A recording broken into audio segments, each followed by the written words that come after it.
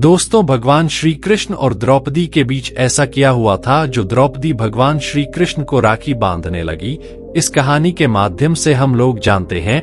दोस्तों, कहानी को पूरा सुनना तभी जाकर आप समझ पाएंगे, अन्यथा बीच में जाने का मतलब अधूरा ज्ञान विष के समान होता है। आपने कभी ना कभी तो सुना ही होगा, इसलिए पूरा सुने।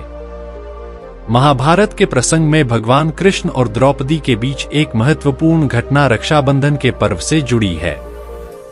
इस कहानी के माध्यम से रक्षाबंधन की परंपरा की उत्पत्ति और उसकी गहराई को समझा जा सकता है। महाभारत के युधिष्ठिर, भीम, अर्जुन, नकुल और सहदेव की पत्नी द्रौपदी पांडवों के जीवन में एक महत्वपूर्ण भूमिका निभाती हैं।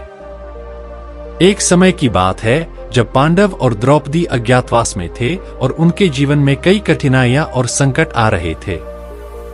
द्रौपदी, जिनका जीवन संकटों से घिरा हुआ था, एक दिन सोचने लगीं कि कैसे उनकी और उनके पति की रक्षा की जा सकती है। उन्होंने भगवान कृष्ण को अपने दुखों और समस्याओं के बारे में बताया और उनसे मदद की प्रार्थना की। महाभारत के एक प्रमुख प्रसंग में द्रौपदी का चीरहरण, वस्त्रहरण दुर्योधन और उसके साथी कौरवों द्वारा किया गया था। जब दुर्योधन ने द्रौपदी को अपमानित किया और उनका वस्त्र खींचने की कोशिश की, तब द्रौपदी ने कृष्ण को अपनी रक्षा के लिए पुकारा। उन्होंने भगवान कृष्ण को हृदय से याद किया और अपनी व्यथा और कठिनाई को व्यक्त किया। भगवान कृष्ण ने द्रौपदी की पुकार सुनी और तत्काल उनके बचाव के लिए आए। उन्होंने द्रौपदी के वस्त्र को अनंत बना दिया, जिससे कि दुर्योधन और उसके कौरवों द्वारा किए गए अपमान को अवरुद्ध किया जा सके। द्रौपदी की रक्षा के लिए कृष्ण ने अपना दिव्य आशीर्वाद दिया और उनकी सुरक्षा सुनिश्चित की।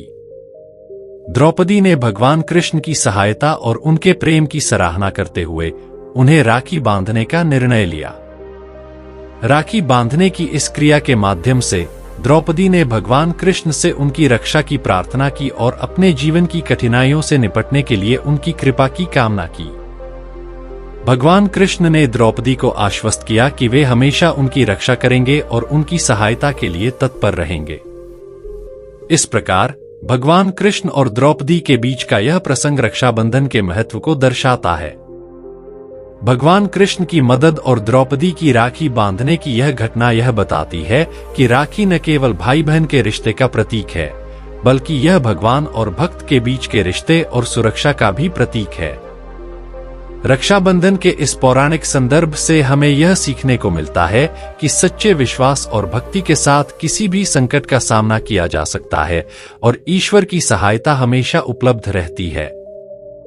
दोस्तों, वीडियो में लगी मेहनत का फल हमें लौटाने के लिए वीडियो को लाइक करना और चैनल को सब्सक्राइब करना। हमें आशा है कि आप हमारे चैनल को सब्सक्राइब कर हमारी मेहनत का फल जरूर लौट आएंगे। धन्यवाद।